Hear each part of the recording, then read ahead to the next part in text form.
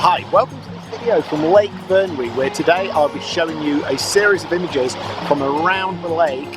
I'll explain my thinking and reasoning around those images, from the waterfalls, the streams, the lake itself, and also the surrounding mountains and the woodland. This is an amazing place. I hope that the photographs do it justice, and I hope that you'll stick around and then understand why I'm often seen on this location. This is my first stop on my circular trip around the actual lake. The lake itself is about 12 kilometres long, I believe, so it's a pretty substantial lake, man-made, surrounded by mountains and tall pine forests, which are absolutely stunning. So let's see what we can do, and as I say, this is our first stop. I really like the waterfall, the way that the falls come down in an S shape.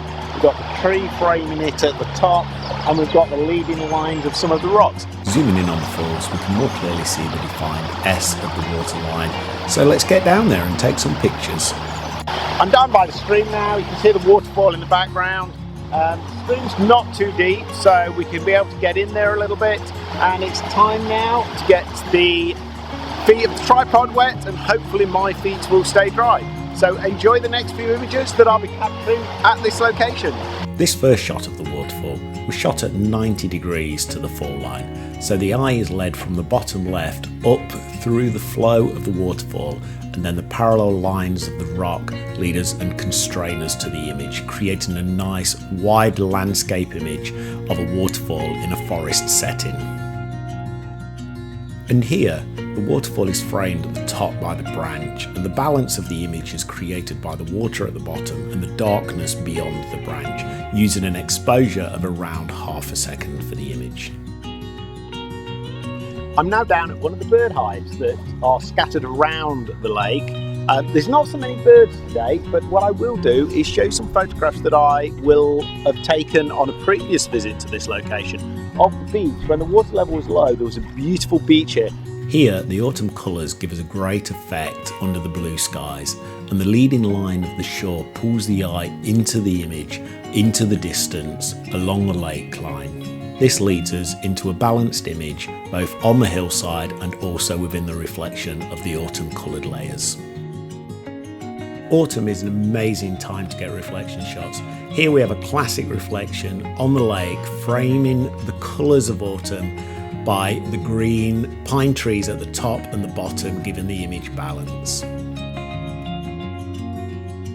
So I'm now at the Reservoir waterfall, which you can just about see the top of right in the distance. I'll do a little bit of a zoom in a minute, but what we'll be doing, we'll be walking along the valley, along the river side, along the valley, up to the foot of the waterfall, and then we'll traverse up the side of the waterfall. There's a series of cascades, there's a series of pools that are absolutely stunning. So let's head off down the valley and see what we can find and enjoy the images. Whilst walking along the stream up to the main waterfall, I came across this tranquil pool where two rivers met at the confluence. The reflection was perfectly framed by the trunk and the branches of the tree and the foreground rocks, creating a very balanced image of the reflection. And when focusing on the woodland scene and the details of the moss-covered trees along the valley that cover the stream and the rocks below the branches, it provides an almost claustrophobic scene, often seen in woodlands, and in this one we managed to capture that detail and sense. During the walk up the valley, a snowstorm hit, and from this I was able to capture this scene from which I've been able to create a painterly style image, almost an impressionist style painting, caught during the storm through the valley to create this surreal scene of the colour of the trees in the distance. So I'm now about halfway up the valley. What I want to do, I've noticed the wall at the top, which I am going to go up to and try and get some photographs. I think that can make a good feature or leading lines.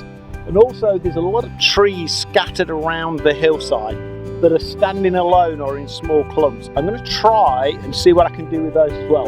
Those are a little bit tricky because they're a little bit messy. So I'll see what I can do to isolate them, but I think the wall will make a great feature.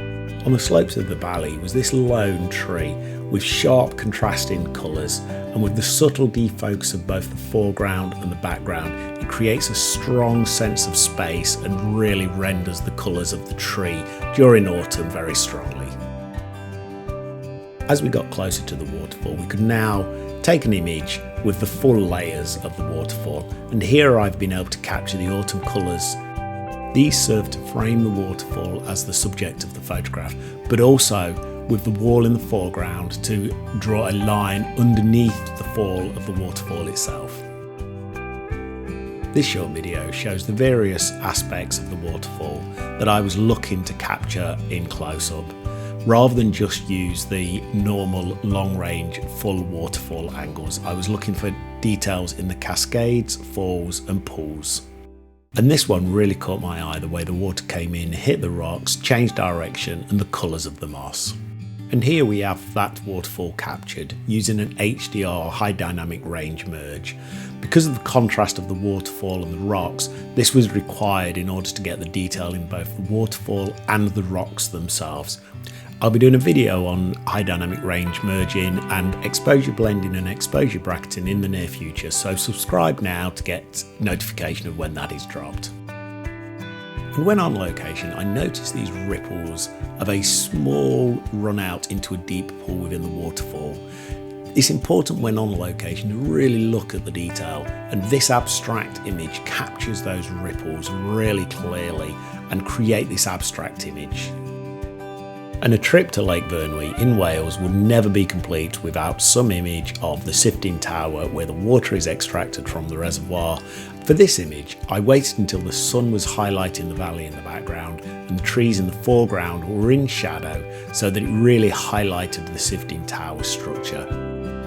To highlight the starkness of the dam, here I've maintained a colour image shown through the green field in the background, but the greyness of the water and the structure itself are really highlighted strongly in this image. The wide landscape mode of the photograph really draws the eye from left to right through the image.